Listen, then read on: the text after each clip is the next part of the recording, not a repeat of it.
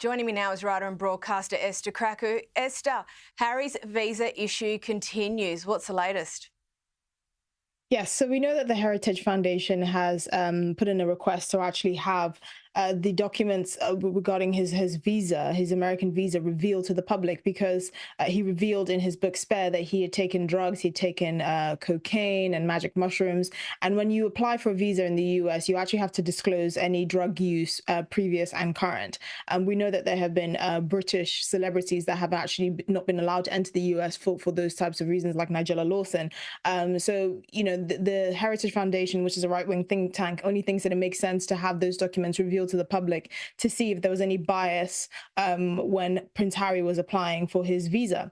Now, of course, the White House has been fighting back against this, arguing that it would be prejudicial to reveal that, and he would receive a lot of negative stigma. But the reality is they're doing this for diplomatic reasons. It would not look good for the Americans to effectively exile the son of the king of one of their closest allies, and that's the reason why they're doing this. Now, people would have said, why did Prince Harry choose to reveal this detail? I think it's because he didn't actually think of the repercussions when he was writing Spare. It was all about him sort of vomiting his feelings and saying everything that he felt. But he didn't think of the wider implications of revealing his Taliban kill count, for example, and potentially making him and his family a target, or revealing the fact that he did take drugs. I don't think he knew the American immigration system so well that he thought it was better to reveal that information. Now, you could argue that it was either ignorance or naivety, or just the fact that he thought he would get away with it. But the reality is, this is not something that's going away. Much to, I suppose, the Biden administration's chagrin. They don't want to reveal that information because it would be a diplomatic nightmare if there were any negative repercussions. If you turn this into a political matter, you will effectively alienate one of your allies, which I don't think the Americans can afford to do. Now, Donald Trump, who we know is running again for a second term in the White House, has been very vocal about his stance on the Sussexes in particular. He's not a fan of Meghan, as he's made very clear. And it looks like his administration, should he come back to the White House, will not be very favorable, will not look favorably on Prince Harry. So this is actually a problem that's not going to go away. And, it begs the question, why did he say this? Why did he do this to himself? And it could also potentially mean that he loses his mansion in Montecito. If his visa is revoked, he'll have no choice but to return to the UK, where he and his wife don't have an official residence anymore. So what will happen there? They don't have automatic rights to armed security, which is a case that he's still arguing with the Home Office over in the courts. So it could actually turn very nasty. But I think at the moment they're hoping that the judge will choose to side with the White House and not reveal the documents in his visa application. And as an ancillary point, what are the implications if Harry is able to or does take US citizenship? Well, the question is whether he'll even be granted citizenship. So it's not the issue of his drug taking that's the big offense. It's actually about lying. So a lot of any sort of American visa or sort of green card applications or citizenship applications are done on the goodwill of the state. So they're assuming that the applicant is being truthful. If they find that the applicant has withheld information or has purposely lied, which would be revealed if Prince Harry didn't actually state his current or past drug use, then that's grounds to actually refuse his citizenship, which then begs the question, will that kind of sort of snowball into refusing his green card and his actual residency to remain in the US? We don't know what American officials would think about that, what the immigration officials would think. We don't know whether they'll think it's a grave enough offense to actually refuse him grounds to be in the US at all. Which would, of course, have a huge knock-on effect with his life with Meghan and his children. It might have to be a situation where he just commutes back and forth to see his kids from the UK, or he'd have to move his family back to the UK, or he'd have to find somewhere else.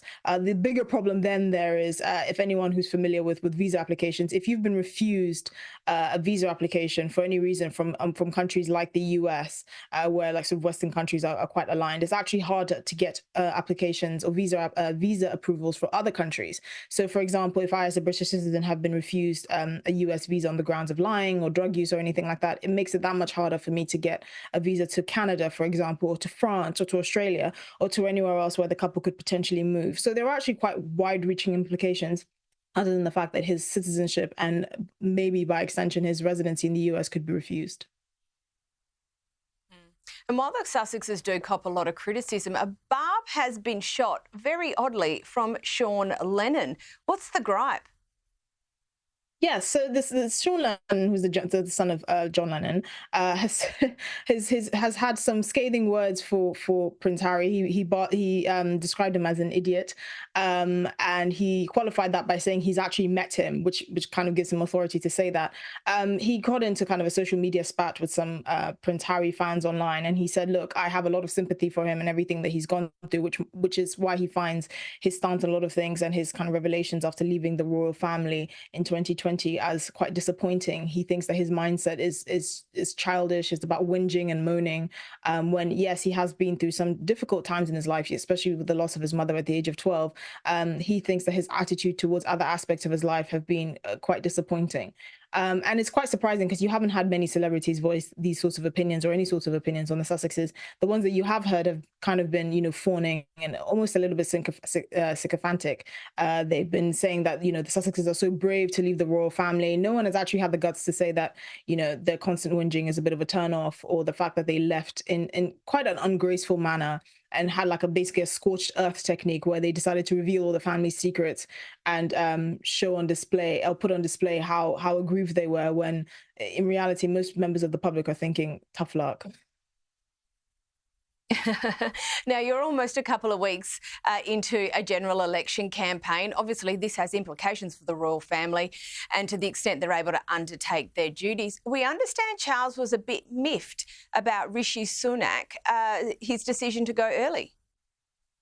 Yeah, so the decision to hold a snap election this summer on July 4th has apparently annoyed the king, mainly because, the king is starting to get back into public duties. We know he's been itching to get back in, especially, after following his cancer diagnosis. It's quite hard luck to be waiting to be king your entire life. And then within the first year of you being king, you've been diagnosed with cancer and have had to retreat and not fulfill your public duties to the extent that he would. We know that King Charles is a workaholic like his mother, and even Queen Camilla has said that she wishes he would slow down. But the Rishi Sunak's announcement of a snap election has meant that the royal family, and particularly the king, is going to have to scale back some of his public duties to the absolute essentials. He's not going to be able to do exactly what he wanted to do and be out and about every day like he would like, because you don't want to take attention away from the general election. Broadcasters in this country have a duty to give a certain amount of airtime to all the major parties and all the major candidates. And so that means, unfortunately, that the royal family and particularly the king is going to have to scale back in his duties. And we know that that's exactly what he doesn't want to be doing, because he really wants to be out and about and making the most of his time as king.